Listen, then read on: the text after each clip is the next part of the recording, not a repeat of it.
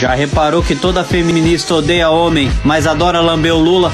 Já reparou que tem muito homem que adora passar e traduz ao português, você consegue ver aqui o fiquinho é uma zombaria com o altíssimo. Aí é quando Tralaleiro, tralala.